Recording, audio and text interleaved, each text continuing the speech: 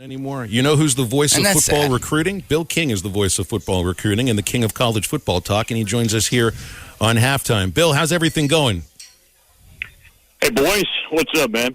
Well, we got the basketball tournament starting Living tomorrow. large and in charge in Buffalo. Drew's in Buffalo, New York, where the Razorbacks are playing Vermont tomorrow at 8:20 Central Time. So we're trying to figure out things for him to do in this major city that he's never visited before.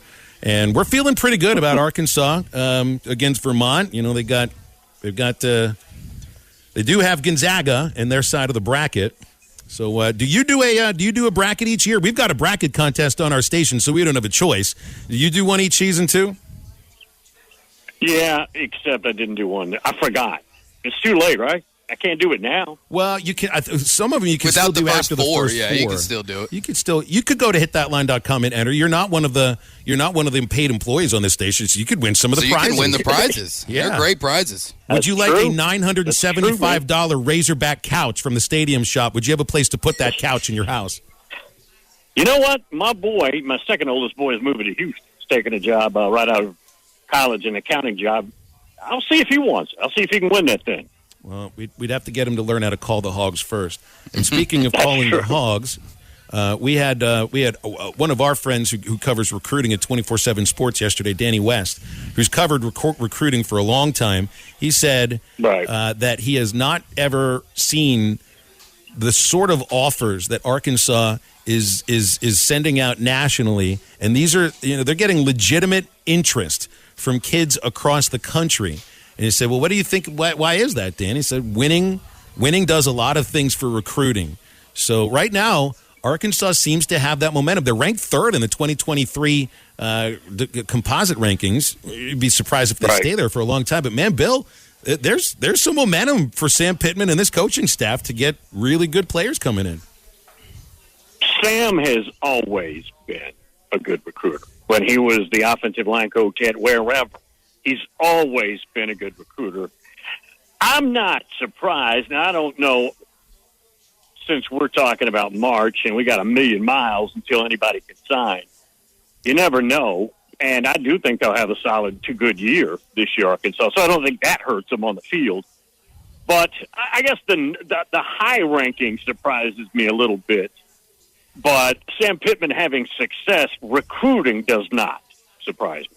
He came in, and you're like, all right, so here's a great offensive line coach who is a great recruiter at the same time. Yeah. But you got to win games before you can really start to generate great classes. And I think the first season, the fact that they had a better year than was expected, and then have a big jump of 6 extra wins the next year, and they play in the SEC. And you got 2 coordinators that right now are rock stars.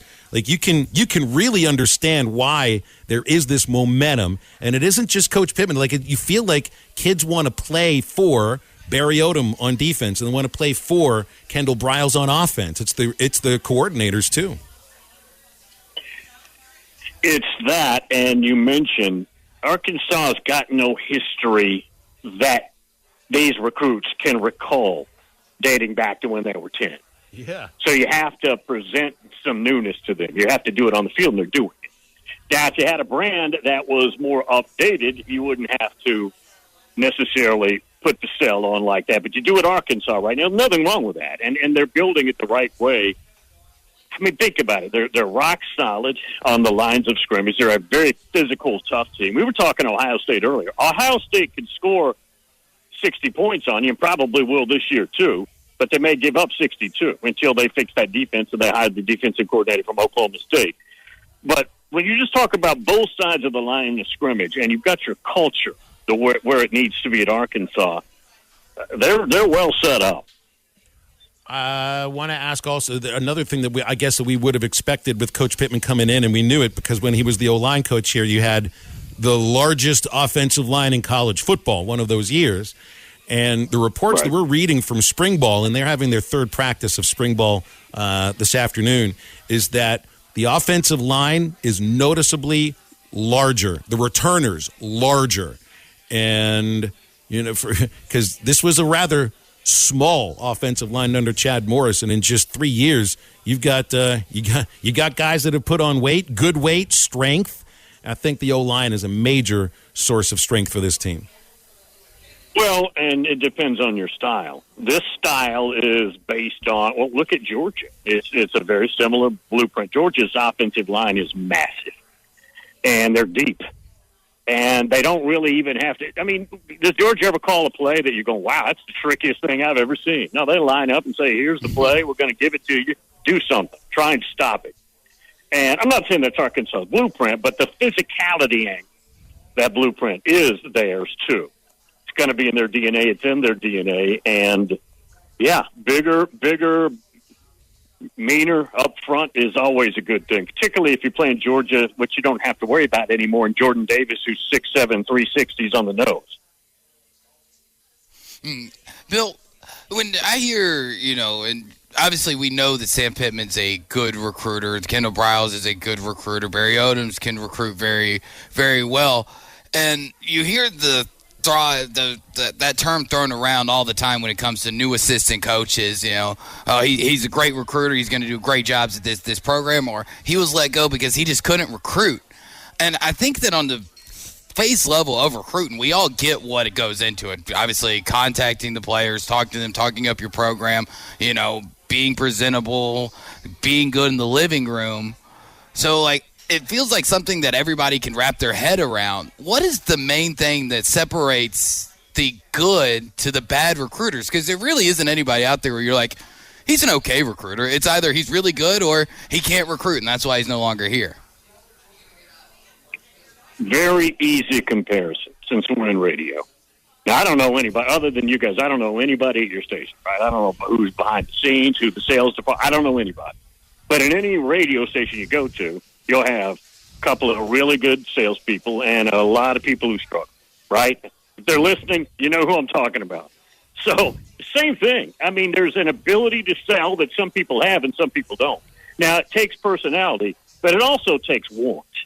Now, you may have somebody who could sell, but it's just not in their bloodstream, right? You have to be obsessed with it. You can never get up and say, today I'm putting down recruiting. I'm not even going to think about it. You have to literally be obsessed with it. And how many people are like that about anything? It's tough. And now, guys, it's even more unattractive because you're dealing with a bunch of kids legally who can set up deals to make money. And that is, I'm telling you folks, if something is going to run coaches off, that's it. And it's not a fun environment for coaches right now. Mm-hmm. And since we're on the fact of recruiting, and obviously recruitment, it's all about the future, about what your team's going to look like, especially in college football, what your team's going to look like 3-4 years down the road. And I think we can all wrap our minds around that in about 3-4 years, OU and Texas are going to be in the SEC, going to be playing a heck of a lot different style of football. Have you noticed any recruiting trends out of those two programs that are showing that they are getting ready to set up to play SEC, hard-nosed, all-in-the-trenches football? Texas just had one of their better offensive line hauls in quite some time at a very storied brand school. And I don't know if that's the coincidence or not, because these kids probably, unless you last 5 years, you're probably not going to see the SEC, this group of recruits. And so I'm not sure if that's sellable yet.